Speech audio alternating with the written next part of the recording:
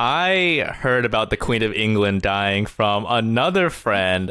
She's a long Twitter friend. She's from Bangladesh. And so she first texted me that, like, oh, the Queen died. I was like, oh, shit. And that's when I texted you. And then I asked my friend, as a South Asian person, how do you feel about this? And she was like, oh, I laughed for like 10 minutes. Like,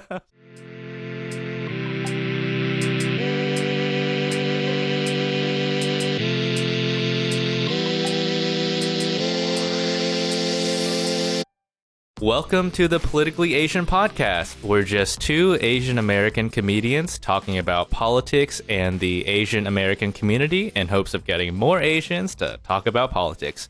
We're coming at you live from Brooklyn, New York. My name is Aaron Yin. My pronouns are he, him, and you can find me on social media at Aaron Flarin. That's AARON FLARIN. And my co-host. Hey, my name is Jerry Lim. My pronouns are they, them. And you can find me across the internet at Jerryaki. That's GERRIEYAKI. All right. So we're going to start the episode off with our opening segment, Practice What You Preach. So, on this podcast, we talk a lot about politics, but it's also important to do things in real life. So each week, Jerry and I start the episode by talking about one thing we did related to our politics or organizing. So I'll go first. So this past week, on September 6th, there was a hearing for a really important bill in New York City called the No More 24 Act, which basically ends 24-hour work shifts in New York City. Yes, are still a thing, primarily for home care workers. So I didn't go to the hearing, but I just watched the entire thing on live stream. But afterwards, I did submit a written testimony, so that'll still be included as part of the hearing notes. So yeah, that was it. Just typed up. It was like 5 paragraphs of just laying out the arguments, for and why the opponents who try to, fearmonger about like, oh, some workers want the 24 hours. Like, no, here's why they're wrong. Right. And just send it over to the city council website. I love that you wrote 5 paragraphs. Like, that's old school, high school thesis. You know what I'm saying? Yeah. Thesis essay? Yeah, exactly, yeah. Introduction, 3 bodies, conclusion, yeah. Hey. Mic drop, no more 24. Yeah. I tried keeping it as short as possible still. Like, during the actual hearing, they have about 2 minutes to deliver a testimony. So I was like, okay, let me write something that can be delivered in like about 2 minutes or read in about 2 minutes. Okay, I was about to say 5 paragraphs spoken in 2 minutes is simply not possible. Yeah, they're pretty short paragraphs, like 3 or 4 sentences each. So not like a DBQ back in like world history. No works cited. No works cited. Yeah, yeah. But yeah, it was a really good time. The hearing, I mean, it was incredible. It was so emotional. So many workers, so many people who've been working on this for a really long time, just delivering really powerful, paragraphs of like 2 minutes. It was I was like tearing up watching this shit. I was like, I know everyone. These are all my friends, and like what they're saying is so good. That's pretty cool. So when is the next move to like vote on the bill, and when does that happen? Yeah, so the tricky thing about New York City Council is that to force a vote on this, you need what's called a supermajority, which means 34 out of the 51 city council members need to agree to this bill. Mm-hmm. Right now we're at like 28, so there's still 6 more to go. Obviously, 1199, this piece of shit union, is like lobbying really hard against this bill. So it's like a battle to get everyone to sign on before the end of 2023, which is a long time, but it's not good to delay it that long. Like, you need to build on the momentum. Okay, so is there anything our listeners can do to like participate? Can they like write to their council members or what? Yes. Okay, so if you live in New York City, go to this website. Okay, so it's no more 24, the number 24, then a period, .glitch.me. This is that same website that you did before, Jerry. So no more 24.glitch.me that sends an email to your city council member. Like, people just need to hear from real people about this, because right now it's only the union who's like intensely lobbying all of these city council members. Like, just imagine dropping like 500 emails in their inbox all the time, like just spamming the absolute fuck out of all of them to just scare them into signing off, like especially the ones who have signed on already. So anyone who can email their city council member about this, on that website, it's a pre-written template that's like I'd say the best thing you can do right now. Okay, cool. Yeah. Anyways, okay. How was your week? I've been like trying to figure out how I should frame this. Okay, this is gonna be good. So like on one hand, I could say that I'm trying to be a quote eco warrior and reduce my waste and remove myself from capitalism by not buying new clothes and just remaking mine. But the truth is that I've just been obsessed with sewing lately, and like I've like taken all of me and my partner's old clothes that we were gonna, I don't know, throw out, donate, put on the sidewalk for stupors, and just like sewing new life into them. That's literally it. It's to the point where this past Labor Day weekend, I spent upwards 16 hours just like sitting on my floor and sewing. Oh, okay, nice. Yeah, mini eco warrior. We're gonna. It's like what the fixing clothes, and then 2 weeks ago it was squashing the spotted lanternflies. Yeah, yeah. That's good though. That's what there's reduce, reuse, and recycle, right? So you're using the reuse one. Yeah, I guess. Nice. Do you compost at all? Do you do any of the other stuff around recycling and all that? Composting is a little hard because you have to walk to Grand Army Plaza. Yeah. New York does not have a citywide compost program, though if you live in Queens, you are getting that in October. Congrats. But Brooklyn does not yet. So I'm not, what's the right word? Good enough to take my scraps and keep them in like a little bin.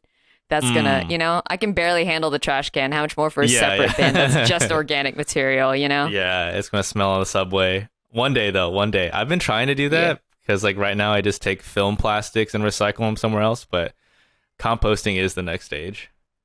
Yeah, I thought that was pretty impressive when you told me that you recycle film plastic and you go all the way to, like, what's that, Whole Foods to do it? Yeah, Whole Foods and Gowanus. It's about like a 15-minute, 20-minute train ride. Oh, okay. That's it's not I thought too it was bad. a little further. Yeah.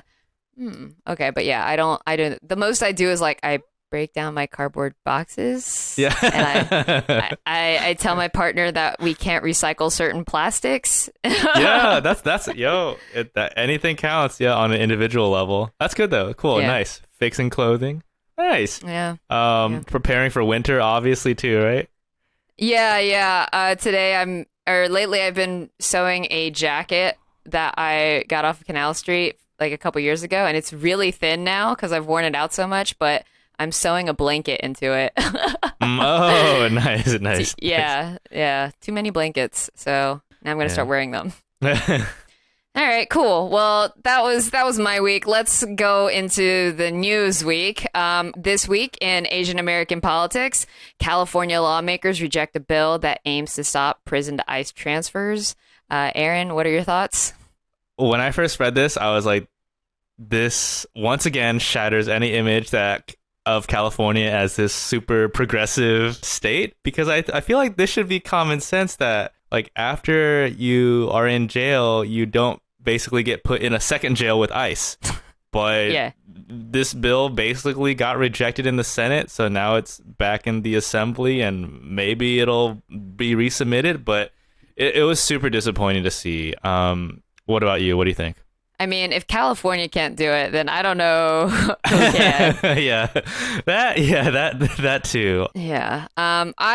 When I think about this, the thing that makes me the most sad, especially like when we think about like Phoeun You, he had been released from like what 20 something years in prison, right? Mm-hmm. And so I feel like, if you do have to have a carceral system, like, isn't the whole point of prison to reform the person that's there, right? Like, and if they're released, then the idea is like, this person is good now.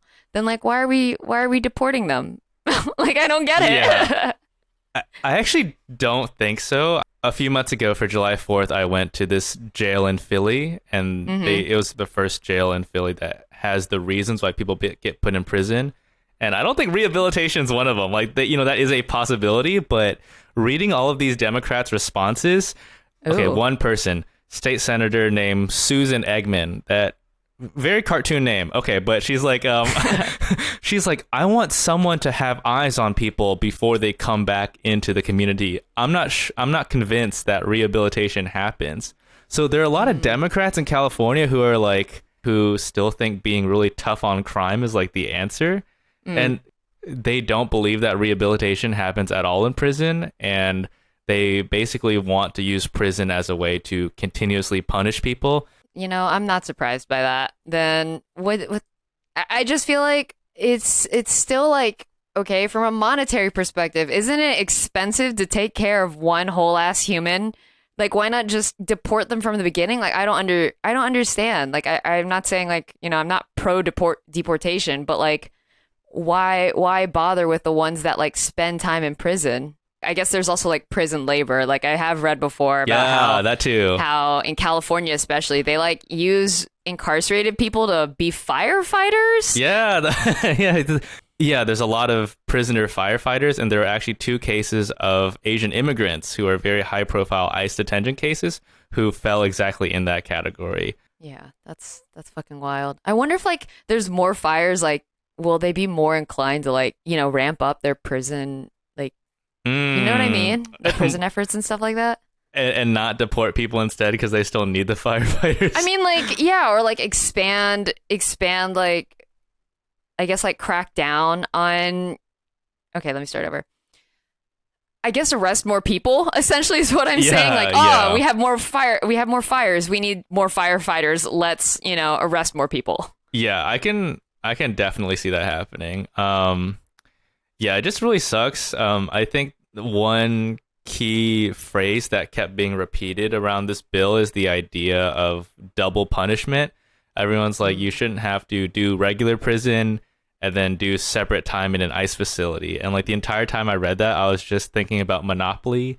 You know how you have like get out of jail free cards or get out of jail, and then you just kind of do your own thing in the game again. But yes, in real life, it's like you just pop out of one place and then you just literally circle back into it right then and there. I'm like, I see. That's that's the only image that was going in my head, just being stuck in that one square like over and over again. Yeah, that's totally fair. All right, so the next topic for this week, we're talking about something else happening in California. So the San Francisco District Attorney, whose name is Brooke Jenkins, she wants to review a lot of past anti-Asian attacks under her predecessor, Chesa Bodwin, to see if there were any that could be classified as hate crimes that weren't originally. Jerry, what are your thoughts on this at the moment?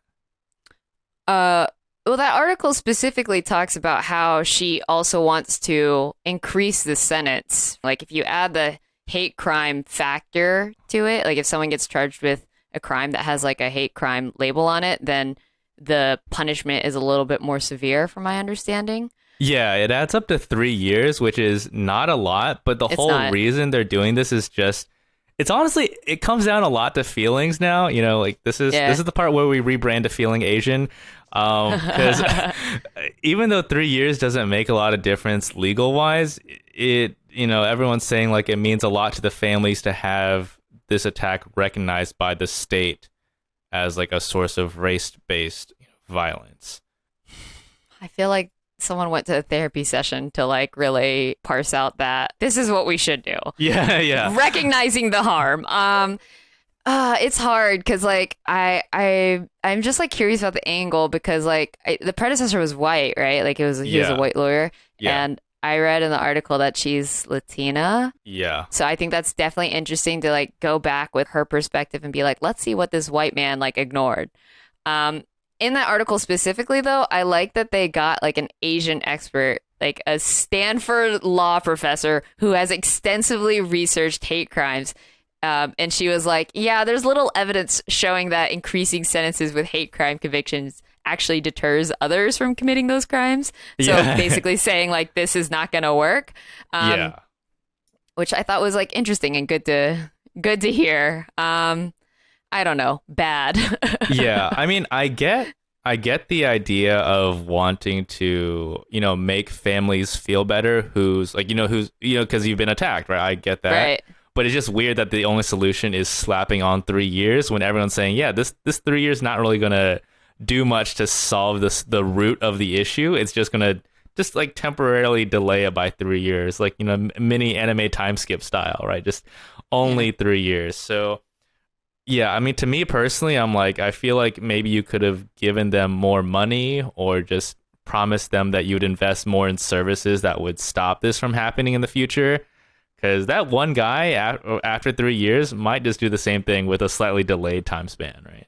I feel like that was the case here in New York when in the previous attacks, they looked at like previous criminal records and like it was more or less relatively short sentences like that, like 3 years. The article ends with like a really good point, which is that it will probably result in more funding for the police and then take away from like prevention programs that have evidence that they actually work and reduce crime. And I thought that was like, yeah, that just feels like a big bummer. Like it feels like an L, actually. Yeah, no, it is definitely an L. Like earlier you mentioned that Brooke Jenkins, she is Latina, but she's also extremely, like, she's exactly like the Democrats we just talked about, very like tough on crime and believing that if you're really tough on even the smallest crimes, that will reduce crime. You know, like her title right now is the San Francisco District Attorney, which she's basically the city's big prosecutor. Right. And that is exactly the same role that Kamala Harris used to have. That's a good point. Yeah. So in my head, I'm just like, this is like, you know, Kamala, right? But for Brooke Jenkins, she's just literally going down that same path. And I'm like, you know, and I can totally see the Latina angle. Like, oh, Chesa, even though he was a white guy, he had more progressive policies than what Brooke Jenkins has, which is more like a reversion to the past, like 1990s Democrats, like, oh, crime wave, scary crime, be tough on crime kind of vibe. Where does that sound familiar? Yeah. I feel like that's like a wave. Like there's like Eric Adams, Andrew Yang, you know, Jenkins, like there's like this wave of like people of color who have that like tough on crime stance. And it's just, it's weird. I don't know. I hate using the word identity politics because like what does that mean these days? But I remember during the Democratic presidential primary, TBT, people were like anti-Bernie on the sole basis that he was like a cis het white man, but he easily had the most progressive politics. Yeah, dude, that's what happens when you play the race card too much. You know, you only think about it in one lens. But it is I think it actually makes sense. Like when you first get into politics or like think about attacks and hate crimes, you're always like, oh, I gotta punish the guy really, really hard to make sure it never happens again. But everyone who's researched this is like, no, it's not actually going to do that. And I think that's like the missing part that a lot of people are not understanding as they first get into this. Yeah, I mean, like, I agree with that. I think, like, I'm kind of surprised how we ended up here because, like, I feel like Americans are very much like an instant gratification culture. Yes. So like yes. someone's not going to be like, oh, you're going to be in jail for like, you know, X amount of years. Because I'm living in the now. I'm not thinking about like, oh, 20 years I'll be in a jail cell or, you know, dead. Yeah. It is very much like that instant gratification. You know, like I always think about just like the like social media dopamine hits, right? Also very instant gratification. But I think that's exactly what it is. I mean, to be like, Chesa also, you know, even though he had the most progressive policies, I think was not the best at talking about Asian hate crimes because I'm terribly screwing up his name. It's like Vicha Ratanapakdi. He's like a Thai man, right? Yeah, like the Thai man who just shoved it, and Chesa did not pursue any hate crimes for that, and also somewhere said that this was as a result of like a temper tantrum from the other guy, which did not fly over as well. Like I completely that's like the worst thing you could possibly say because Chesa got ousted from his role before his term ended, and like a lot of Asian people actually supported this recall because he was being so. He just didn't have tact. That's maybe what I would say. Yeah, because like a lot of Asians, they want tough on crime right now, or they want something that where the state acknowledges that this was like a hate crime. You know, I think a lot about this like tough on crime approach, like why it seems like, you know, generalizing a little bit here that like Asians are pro tough on crime. And I think about like, at least for, you know, our parents who are immigrants and stuff like that. the countries they come from are very tough on crime. Like, Oh.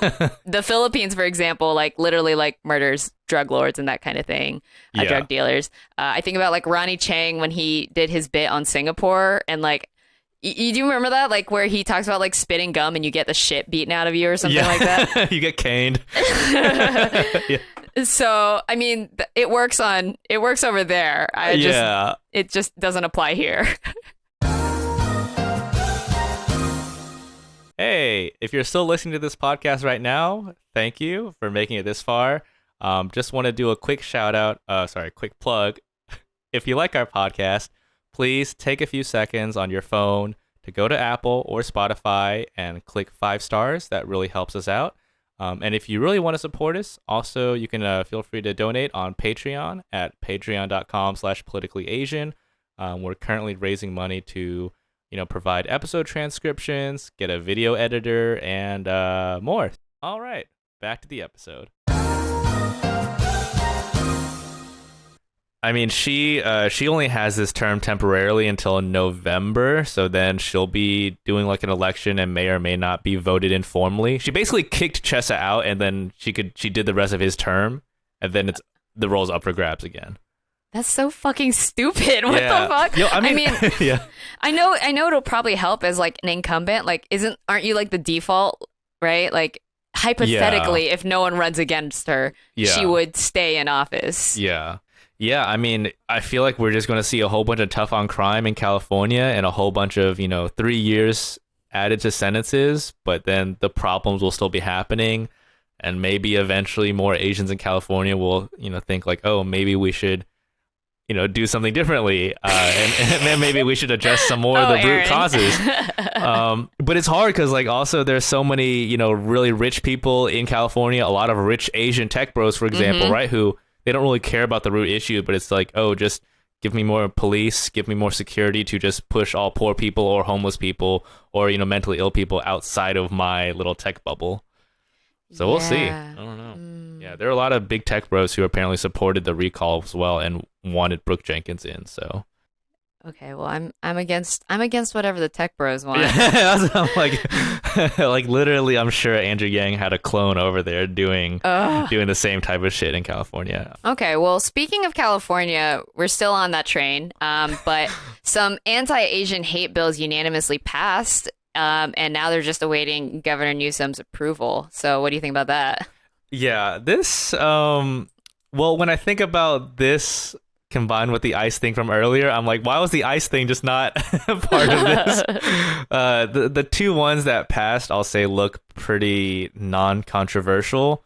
One of them's called the Public Rider Transportation Safety Bill. So you're just gathering data on harassment of women and other communities on like trains, like the BART or the Caltrain. And the other one's called the Expanding Civil Rights Protections at Businesses Bill. Wow, they got to shorten these names, but they're basically calling on businesses to train their employees against discrimination, and they'll give them like a rating for how well they do it. So they seem pretty non-controversial, so that's why I'm not surprised they passed. Yeah, those are my immediate thoughts. See, like I saw in the notes that you wrote it was non-controversial, and my hot take is that they're not non-controversial. They're fucking stupid. Like, to me, it's just like a waste of time. Like the first one, right? It's to gather data. What data is there to gather? It happens. Like, what more do you need to know? Like, do you need to pinpoint exactly where the harassment like, I'm confusion, like what more do we need to know? It happens. There's no, I'm worried that like, an even hotter take is that this will be used, because I read the bill and it was like, oh, you have to use non-criminalization approaches. I was like, okay, cool. But then I'm like, I know they're going to turn this into something like, even more hostile architecture, right? Like, how are you going to separate like the people who like, how are you going to do it, right? Like there's already those benches that people can't sleep on, sit on. Yeah. They're like leaning benches, like things like that. Like that's, I don't know. Oh, yeah. I mean, how else? Yeah. It's like, how else can you keep people off the trains that you don't want? I was like, maybe increased fares. I mean, I was going to say, Aaron. I'm like, I don't know. Or I mean, like maybe like more cops on the trains, but you just said like they're not doing that approach, right? Yeah, non-criminalization approaches. And we've talked about this. Cops on trains don't work. Come on. Yeah, cops on trains don't work. But yeah, I'm like, what else can they do with the data? It's like, okay, they can see whether it goes up or down, when it occurs, what time it occurs. But like, yeah, I'm not exactly sure what it's kind of weird. I'm also surprised they just never gathered this in the first place. Yeah. The second one I actually found funnier. It's like asking businesses to create a state is creating the program. And then the businesses will do that to train their employees. It sounded basically like everyone has to take bystander training. That's what I wrote in my notes. Yeah, it's like, and then, okay, but the funniest part is just like every business will receive a little certificate that they can post on their door and also publish on an internet database that shows which businesses are trained this way. And I was just thinking, you know how restaurants all have like the grading system from yes. Yeah. Yes, I wrote that here too. I feel exactly the same way. It's going to be like A for ally, B for bystander, yeah, C for, I don't know, C for we'll call you out, D for damn, I don't know, F for forget you, I don't know. Yeah, fake ally. Fake ally. Yeah. I read that. It's like businesses have to hit certain requirements to qualify for a certificate. Bro, who the fuck cares about a certificate? Are you kidding me? Like, like sometimes the dim sum place has like a B or a C from the health department, but it tastes really fucking good. Yeah. You know? Like, yeah, I don't... Exactly. Who cares? Yeah, it's also like that's a pretty hard. This second certificate seems a lot harder to keep consistent. Because like, what happens if you get the A for ally, but then some like a whole bunch of people start having a big fight in your store that you can't stop? Like, like what happens to your rating after that? That's what I'm curious about.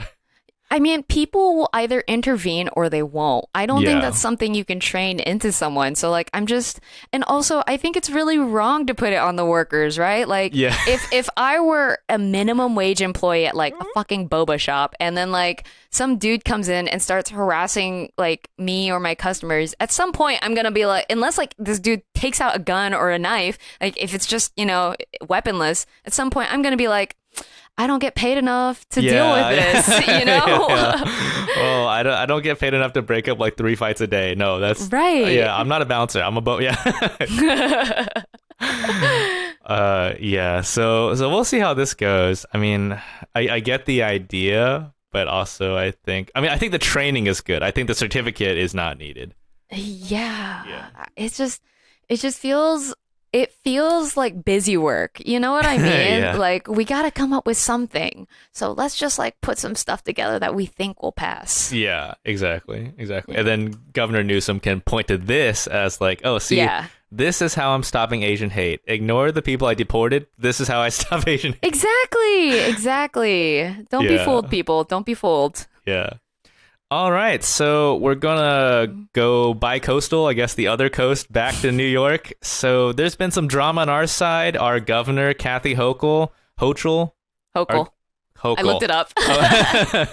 She lifted the mask mandate on all public transit. Just as the weather's getting colder and we have the flu and potential other COVID strains and polio. Jerry, thoughts on this? I literally hate her and Eric Adams so much. I mean, like, okay, to be honest, to be fair, most people aren't masking anyway. And I had a cousin come in from, ironically, California, and she was like, "Oh wow, people still wear masks here." No. And it was only like a couple people on the train. So it was just, for me, this is just demonstration that the government doesn't care. Which, like, do immunocompromised and elderly people not exist? Like, what do you... I don't know. I think there used to be a fine for not wearing a mask, as definitely early on in the pandemic, but I've never heard anyone getting a fine for not wearing a mask. Like, I've definitely heard people getting a fine for jumping, but not wearing a mask. Yeah, no, exactly. The only way they get fined for jumping is if we put like a mask on the thing or took it off, but I don't know. Apparently, according to the MTA survey back in April, only 64% of people were wearing masks, and that was compared to 90% back in April of 2020. So it went from 90 to 64, and now we're about like I don't know, 5 or 6 months later. So it might be like 50, but yeah, it's scary. Dude, the funniest line that she said was, we're adapting to the needs of all New Yorkers. And I'm just like, this sounds like some real all lives matter shit, but for masking. Yeah, for who? Staten Islanders? Yeah, Like, what do you mean? Exactly. It's going to be the thin blue line, but it's a little mask. Oh my God. I think 50% is generous, dude. Like, it's definitely less than 50% of people on the chain, I think. If it was 60 back in April, I actually don't remember which year. It could be 20. They didn't mention which year, but dude, just looking at the train, it's like 20%. Easily 20%. 1 out of 5, if not smaller. In that respect, it's like, okay, does this bill really matter? How much worse can it get? It's like 0, right? That's the worst it can go down to. Yeah, I haven't gotten sick since COVID started, and I thank my masks for that, so I'm going to keep wearing them. Yeah. PSA, get your flu shot and your COVID BA5 booster. Maybe don't do it at the same time, but yeah, those are out, so, yeah. I do feel like a big reason why no one cares is because, like you mentioned earlier, no one was enforcing it. But I'm also like, yo, if people had to enforce it, the NYPD would be arresting themselves. Exactly. You remember how mad they got when like de Blasio was like, all right, people got to be vaccinated to work, and they were like, no, we can't do this. So like, our jobs are dangerous, but what's worse is like a vaccine. Yeah, this is an attack on my bodily rights. I'm like, this is oh my God. And then so annoyingly, it's like many of them then passed away from COVID and got like heroes awards and like, oh, you died in the line of duty and shit. Bro, God. You died in the line of a virus. Like, you died playing Candy Crush. Shut up. Yeah. Like, yeah. And the signs are so ridiculous. Like Jerry and I saw this yesterday. It's just a picture of, it's like 4 pictures, and then the sign is saying like, oh, all these ways are okay, and the first one's like the person's not wearing a mask, but the nose is uncovered. Second one, the mouth is uncovered. The third one's like their eyes are covered, and then the last one's they're not wearing a mask. And they're like, all these are equally okay. And I'm like, this is the dumbest shit I've ever seen. I think it says it's encouraged but not required. You do you. Something like that. Yeah. You be safe. Yeah. You take it easy. Yeah. I just know the little public health person who like had to like write, okay, for the third panel, draw the mask on the face. I know they're crying on the inside. Yeah. And this is just so bad, especially because school is starting again in New York City. So, in the mornings and afternoons, tons of, like K through 12, they're on the subways, right? And then schools, like they already don't have to wear masks. So I just feel like it's just bringing COVID that was might have been caught in school just onto the subways. Yeah. It's just like, did we not pay attention the first 2 years? Do you guys know how transmission works? Germ theory? Like, I'm just. Yeah. Oh man. Oh boy. It's fine. All right. Well, the last topic of the day. This is the one that actually got me to stop sewing this week. So the Queen died. Yeah. I saw that she was sick, I think like on Twitter. And so like I put it out on an Instagram poll like, oh, like what do you think's going to happen? Do you think she's going to get another 5 to 10 years and then the side eye emoji? And then Aaron sent me a text that very ominously just said in all caps, she died. Oh man. What are your thoughts? Yeah. Funny enough, I heard about the Queen of England dying from another friend.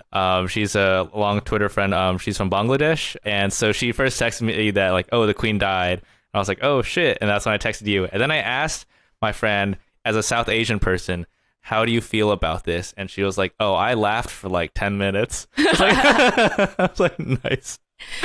Yeah, I'm upset that she died comfortably. Like, because the website, like, I want to say Buckingham Palace. I know nothing about the royal family. Let me just start with that. It was like, oh, the doctors are concerned for her health. She's comfortable at like wherever the fuck she was. I'm just like, okay, so she's gonna die comfortably. Like, I'm upset because like, she was. I was like reading about her for like the first time ever in my life. And I was like, yo, she was old as fuck. Like, and it was just like wild to think about how, like, the depth of how old. Like, she was our age when the British declared the partition of India. I was like, what? That's wild. Yeah. Yeah. I guess we were alive for the partition of America, basically. Donald Trump and January 6th. Does that barely, count? Barely. Sort of. Oh man. Yeah, it's really rare to hear someone die in their sleep now. I'm like, that's true. yeah, it's really, really rare. But I mean, I don't feel sad at all. My only thought was like, oh, finally. and like finally, like, you know, like we've been dragging this is like a comedy bit that's been dragging out for too long, you know, like let's put an end to it.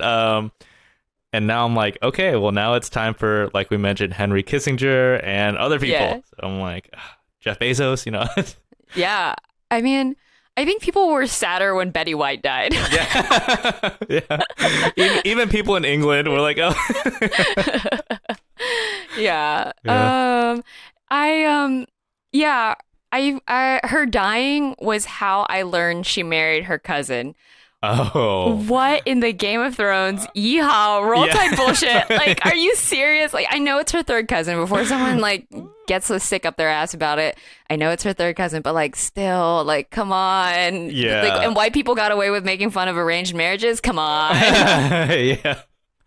Oh, you know, there's Indian matchmaking, and England matchmaking is just all third cousins. Just, just yeah. No, I mean, yeah, I mean, when I read about this, I instantly thought like, oh, like what are all the Asian countries that have been impacted? Like China and Britain, I guess, go back to the 1800s with Opium War. But you were mentioning something about the Philippines, right? Yeah, I mean, to be fair, this wasn't when she was alive. It was in the 1700s. I mean, she could have been alive for all we know. But no, the British like captured Manila, and they didn't hold it for long, but they held it enough that like we can still be mad about it, you know? Oh, yeah. Yeah. I just think her death just, I guess, symbolizes a lot of, I mean, she was alive for a lot of colonization, and so even though she wasn't alive for some of them, I'm still like, oh, I'm making that association in my head. I mean, like, even if like she wasn't there, or like, you know, whoever's next, I want to say Charles. Yeah, Charles. King Chuck. Charles. Even if like, you know, active colonization didn't really happen in their lifetime, whatever, like there's still like, you know, the aftermath. Like Kenya very recently sued the UK for like $200 billion in reparations.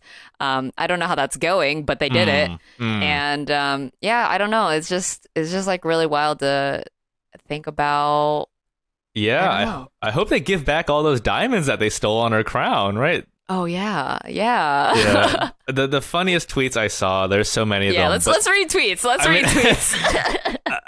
The idea was just like, okay, now it's time to steal Queen Elizabeth's, you know, coffin and sell it to an Asian museum. That was like the funniest type of tweet I saw. Damn. Yeah, that's good. I one of my favorite tweets was someone was like, oh, what's crazy is that they don't even have to cremate her. Just like wrap her up in some sheets and then shake her and boom, ashes. Oh my God. Yeah, that's funny. Yeah, I mean, yeah, I thought the museum was funny because when we were talking a few weeks ago about Cambodia, and how, you know, in the Met, and how all these like Western museums have nothing of value. Like Queen Elizabeth dying is the first time they have something that we could steal. Yeah, that's why I think it's so funny if they actually stole something from her and took it to an Asian museum. Okay, my brain's a little rusty, so maybe it was a fever dream, but I could have sworn there was an article like a couple years ago about like this team of, I want to say not spies per se, but like literally it sounded like it was Ocean's 8, Ocean 13, where they like rob museums of like artifacts and return them. Oh. To like, yeah. So I hope someone does that here and like takes it somewhere else. Yeah. Oh, yeah. Well, another tweet that I liked was Manny Fidel. He like tweeted, breaking, Andrew Yang announces candidacy for Queen of England. Oh, yeah. I mean, he would do it. Yeah, he would do it. Yeah. I also think like yeah, he would definitely do it. I do feel like he's fading a little bit from the limelight though, so fingers crossed he stays there out of the limelight. Right. Yeah. Don't jinx us, man. Don't encourage us, yeah. Yeah. And then the last tweet that I want to discuss is fucking Jeff Bezos. Like he quote tweeted someone who was like, yeah, I'm glad she's dead. He said, this is someone supposedly working to make the world better. I don't think so. Wow. Yeah. I besides the whole, Jeff Bezos, being a shitty person and, commenting on this as if he's a saint. I think it's really just so funny to me that he's literally a billionaire evil mastermind and he still logs into Twitter like the rest of us, like evil billionaires are just like us. Yeah. Yeah, I mean, relax, Jeff. We got a plenty of celebrations when you die too. That's the only thing I was thinking. Like, oh my god. You don't think he's gonna buy like a cyborg body or something like that? I feel why do you think he acquired One Medical, Aaron? It's not for us. It's for himself. It's for himself. The first brain in the vat type of situation. Absolutely. Yeah. He'll transcend his mortal form. All right, and that's the episode for this week. Thanks so much for listening. Again, if you want to support the podcast, you can follow us on social media, on Instagram at Politically Asian Podcast, and on Twitter at Politic Asian Pod. Of course, some quick ways to support us are definitely to give us 5 stars on Apple or Spotify. Cool. Thanks for listening, and bye.